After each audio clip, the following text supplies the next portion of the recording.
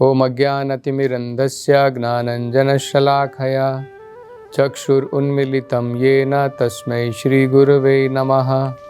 नमो ओम विष्णुपादाय कृष्णप्रेष्ठाय भूतले श्रीमते भक्तिवेदान्तस्वामिन् इति नामिने। नमस्ते सरस्वते देवे गौरवाणी प्रचारिणे निर्विशेषा शून्यवादी पाश्चात्य देशतारिणे। जय श्री कृष्ण चैतन्य प्रभु नित्यानंद श्री अद्वैत गदाधर श्रीवासदि गौर भक्तवृंद। हरे कृष्णा कृष्ण कृष्णा हरे हरे, हरे राम राम राम हरे हरे। हरे कृष्णा। पिछली कथा में हमने ये श्रवण किया था भगवान ने किस प्रकार से 3 रानियों के साथ में विवाह उनका संपन्न हुआ। उनका नाम था कालिंदी, मित्रविंदा और सत्या। आगे भागवतम में बताया है कि कई राज्य के जो राजकुमारी थी जिनका नाम भद्रा था, उनकी भी बड़ी इच्छा थी कि वे भगवान की पत्नी के रूप में भगवान उन्हें स्वीकार करें। और भद्रा के भाई ने अपनी बहन को भगवान कृष्ण को सौंप दिया उनके विवाह के साथ में। उसके उपरांत मद्रास जो क्षेत्र है, उस राज्य की राजकुमारी थी लक्ष्मणा। वो संबंध में भगवान कृष्ण की संबंधी थी और जिस प्रकार से भगवान ने सुभद्रा माई रुक्मिणी इनके साथ में विवाह किया था, जैसे रुक्मिणी का हरण करके भगवान ने विवाह किया था, इसी प्रकार से भगवान ने भरी सभा में सभी राजाओं के समक्ष लक्ष्मणा का भी भगवान ने हरण किया और बाद में उनके साथ में विवाह किया। इसके उपरांत भागवतम में भौमासुर के बारे में विवरण दिया है।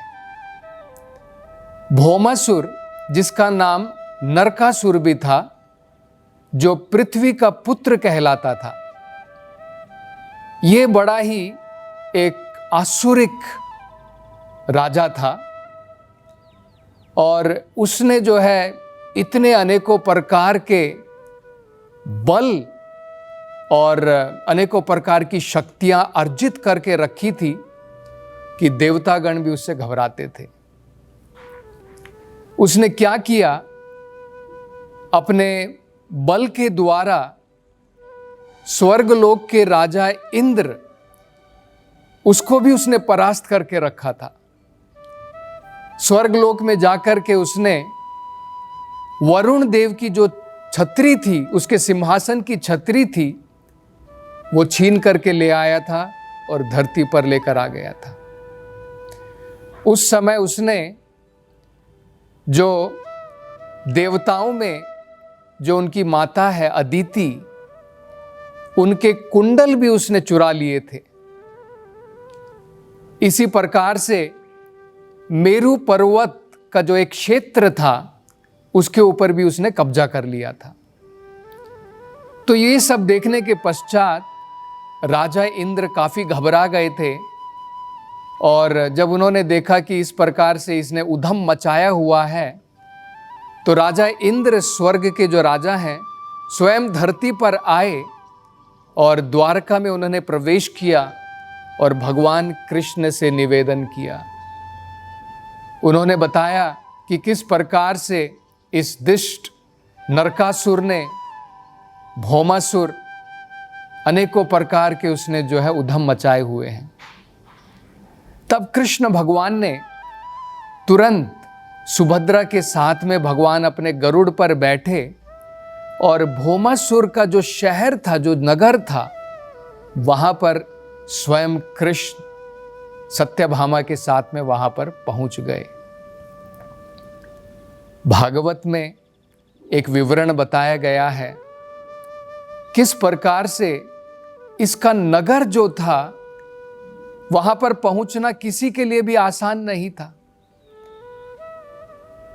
5 प्रकार के उसने जो है सीमाओं के ऊपर ऐसे प्रतिबंध लगाए थे कि देवताओं के लिए भी वहां पर प्रवेश करना बड़ा मुश्किल था।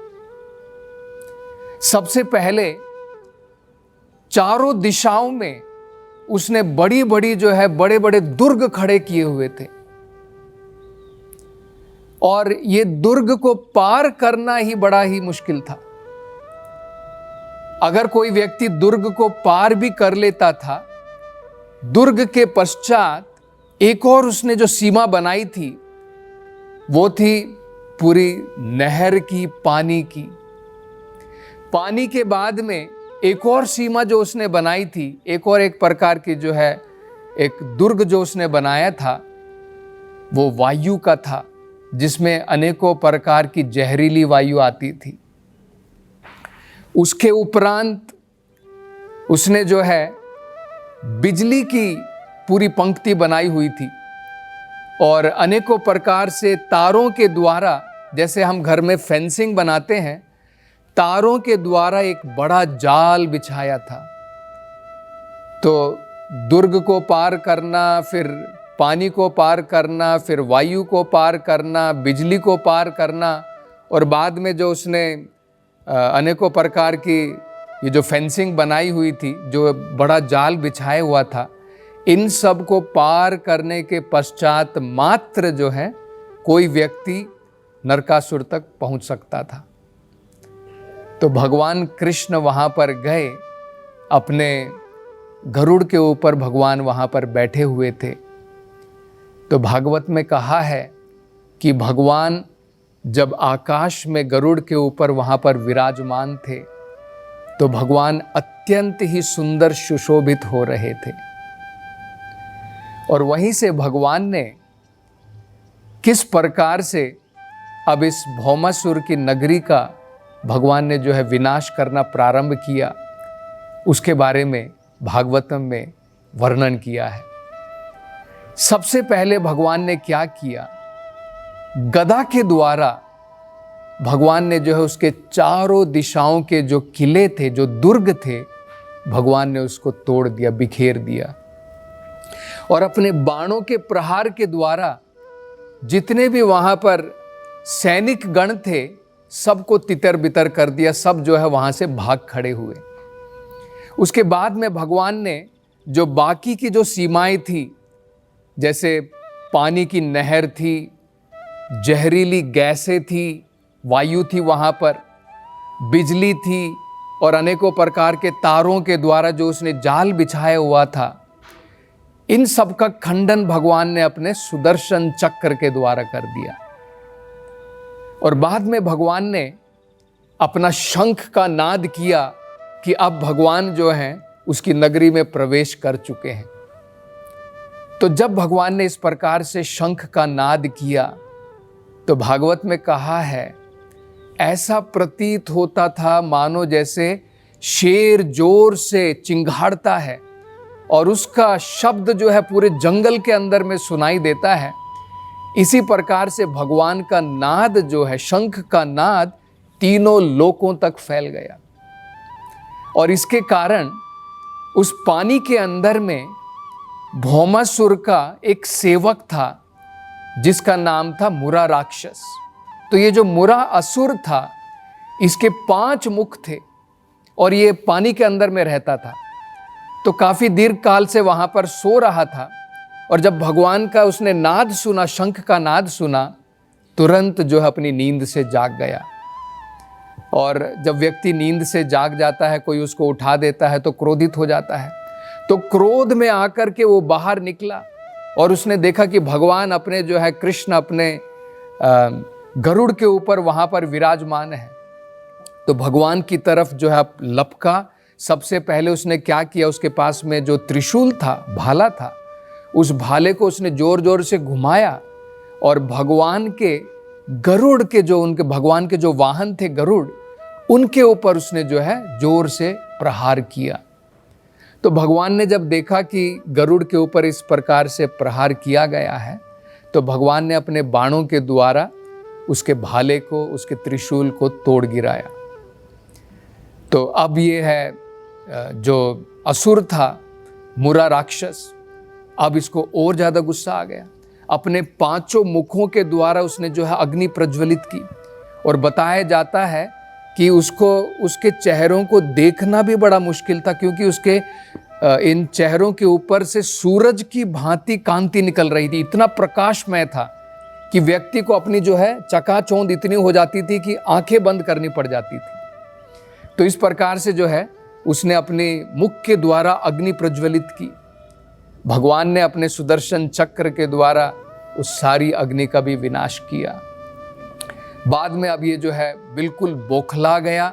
जिस प्रकार से अगर हम सांप को छेड़ते हैं और सांप जो है और अधिक जहरीला हो जाता है और वार करता है, अब इसने जो है अपने गधे के द्वारा अपना गधा निकाला और भगवान की तरफ जो है भागना प्रारंभ किया। भगवान ने भी अपने गधे के द्वारा इसके गधे को तोड़ गिराया, और अब ये जो है खाली हाथ भगवान की तरफ भाग रहा था।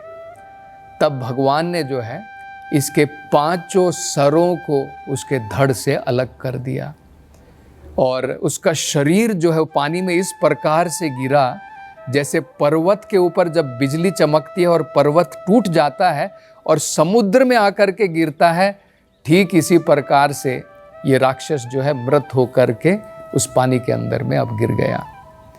अब इसके 7 पुत्र थे, और जब भौमासुर को पता लगा कि उसका सेवक मुरा इस प्रकार से मारा गया है, तो इसके 7 पुत्रों को भेजा अपने सेना नायक के साथ में।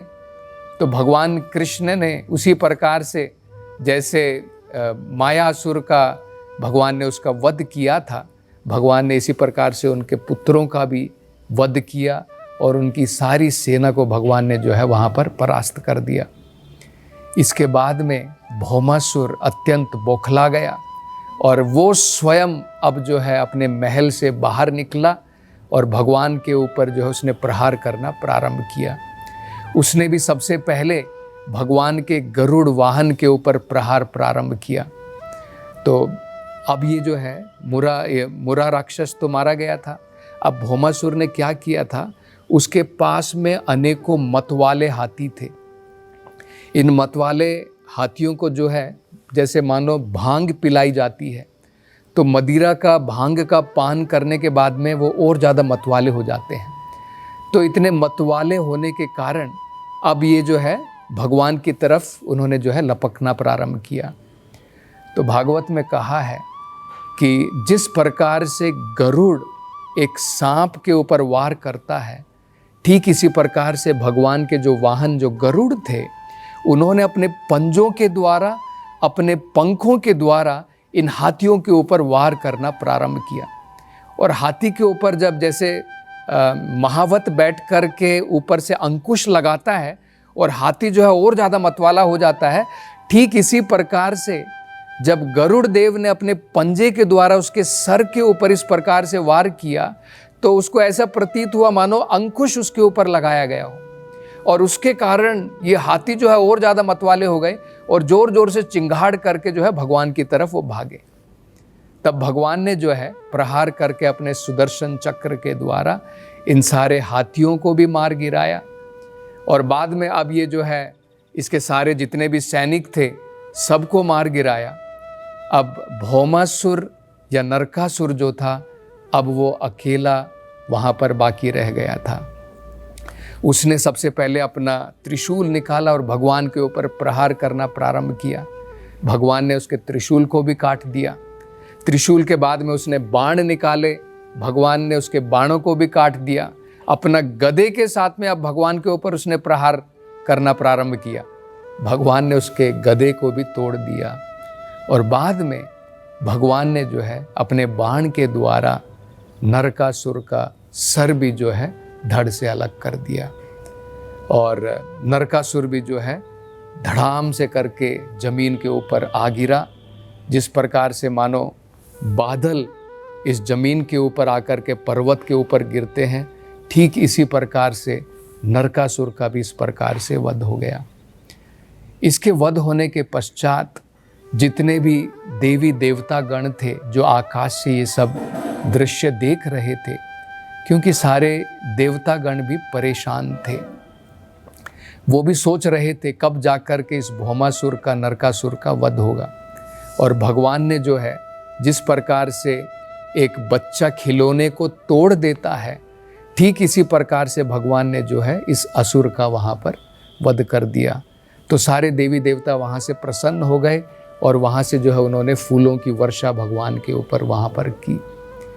अब आगे भगवान जो है सीधा उसके किले के अंदर में घुसते हैं, भौमासुर के। लेकिन इससे पहले कि भगवान भौमासुर के किले के अंदर में घुसे, पृथ्वी माता वहाँ पर प्रकट होती है, क्योंकि भौमासुर उनके पुत्र थे, ये पृथ्वी के पुत्र थे भौमासुर। तो वहाँ पर माता पृथ्वी वहाँ पर प्रकट होती है और बड़ी ही सुंदर प्रार्थनाएं वो भगवान कृष्ण से वहाँ पर करती हैं, बड़ी ही श्रेष्ठ प्रार्थनाएं हैं। और भौमासुर का जो बेटा था उस बेटे को भी भगवान को अर्पण करती हैं और जो सुंदर प्रार्थनाएं वो करती हैं, इसकी चर्चा हम अगली कथा में करेंगे। हरे कृष्ण।